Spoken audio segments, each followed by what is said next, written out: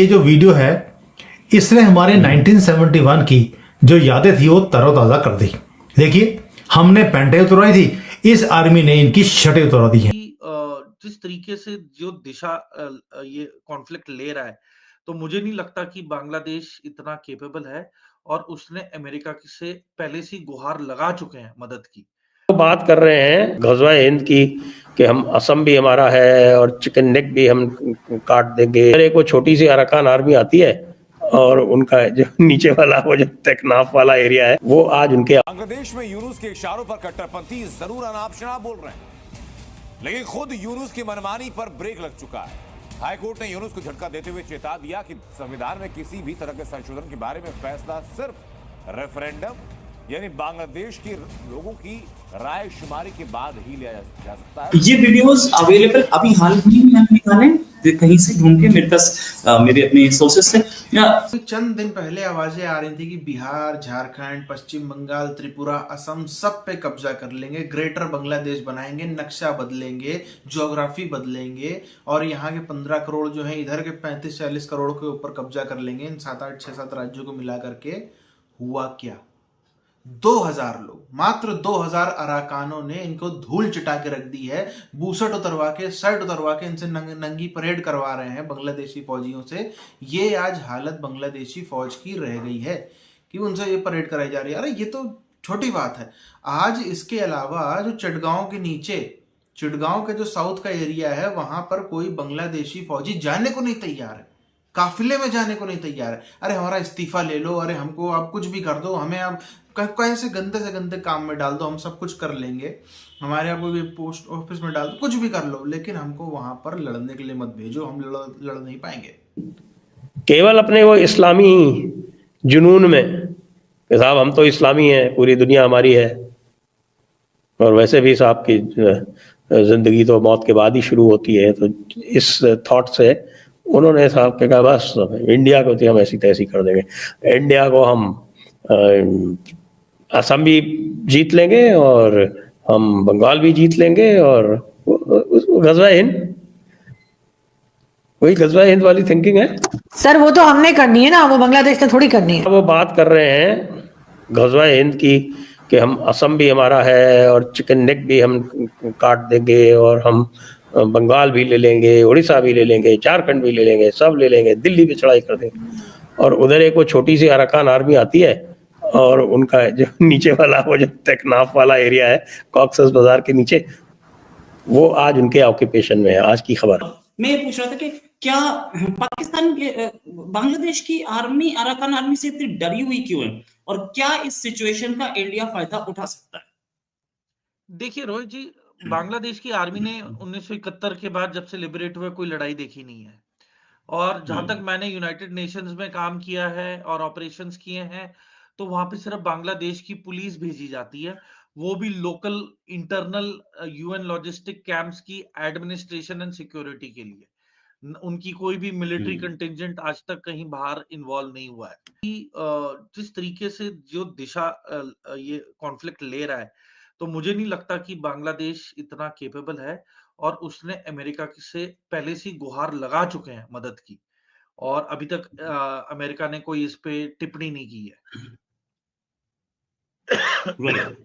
सबसे जो बहुत ही हैरानजनक बात होगी कि बांग्लादेश पाकिस्तान आर्मी से गुहार लगा है कि वो अपनी मिलिट्री को वहां पे लोगों को, बुद्धिस्ट को, हिंदुओं को मारा और उनकी जो लेडीज थी उन सबको बोला कि या तो हम तुम्हें बेच देंगे या तुम हमसे ही शादी कर लो मजबूरी में। देखिए वो वैसे आउट ऑफ कंट्रोल तो हो ही चुके हैं। वो कट्टरवाद और कट्टरपंथी वाला जो माइंडसेट है वो तो आईएसआई ने उनके गढ़ में घुसा दिया है। और ये जमाते इस्लामी 1971 में भी जमाते इस्लामी प्रो पाकिस्तान आर्मी ही था, आज भी वो प्रो पाकिस्तानी है, ठीक है। फिर बांग्लादेश मुस्लिम पार्टी जो है बीएमपी, ठीक है, वो भी काफी हद तक मतलब मुझे लग नहीं रहा है कि कुछ टक्कर दे पाएगी और कुछ करेगी सिवाय कट्टरपंथी कट्टरवाद को बढ़ावा देने।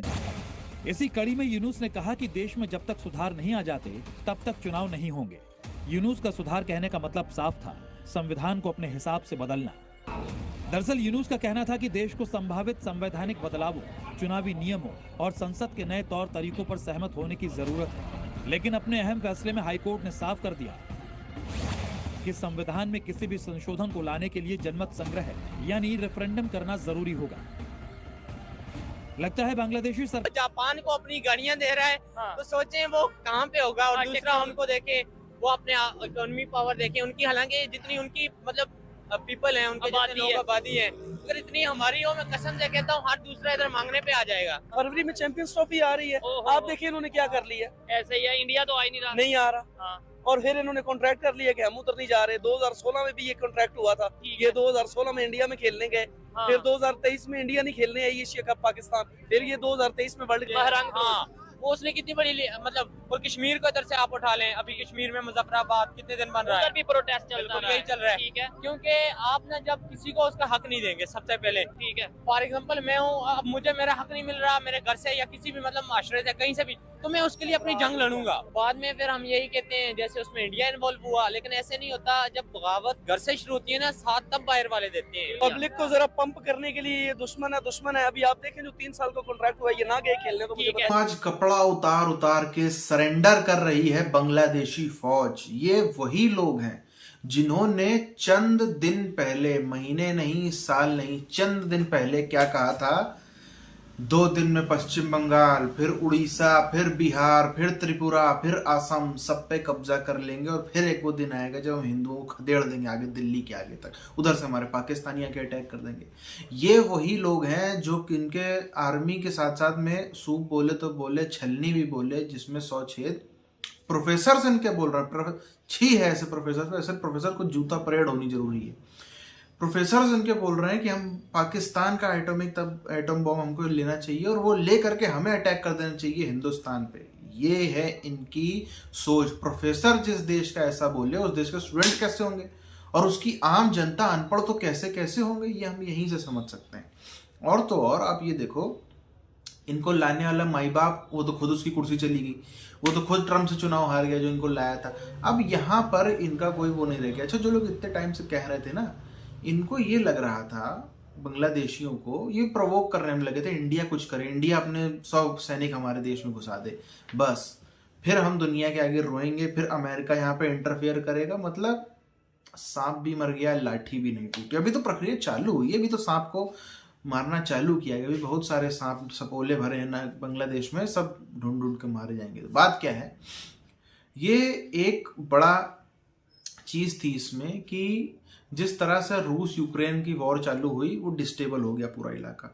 यहाँ पर भी इंडिया को इतना प्रवोक कर दो कि इंडिया मजबूर हो जाए। और इंडिया के लिए कोई बड़ी बात नहीं, इंडियन आर्मी उड़ाने को तो जरा सी देर में उड़ा दे, पर जानबूझ करके भी अगर आपकी फरारी में, अगर आपकी मर्सिडीज में, लैम्बोर्गिनी में आपकी कोई रिक्शे वाला आकर के ठोक देता है, तो आप उस रिक्शे वाले से पैसे मांगने जाओगे क्या?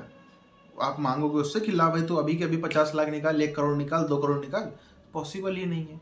तो वहाँ से चुपचाप निकल जाना ही बेहतर होता है, थोड़ा सा डांट डपट के हड़का के। यही भारत ने किया, और भारत को जो करना था वो तो हमें नजर आ ही रहा है। अराकान वाले क्या कर रहे हैं, जो भारत चाहता था, जो भारत करवाना चाहता था, वो तो हो ही रहा है। किसके इशारों पे हो रहा है, किसके इशारों पे नहीं हो रहा है, ये दुनिया पता लगाए बैठ के, जिसको जो सोचना सोचता रहे। बट जो जिस तरह से पाकिस्तान ने बांग्लादेश का जवाब, बांग्लादेश को यूज करके भारत के खिलाफ ये सब किया, भारत ने भी खुद ना पढ़ के उसी के तौर पे, उसी के तरीके में जवाब यहाँ पर दे दिया है।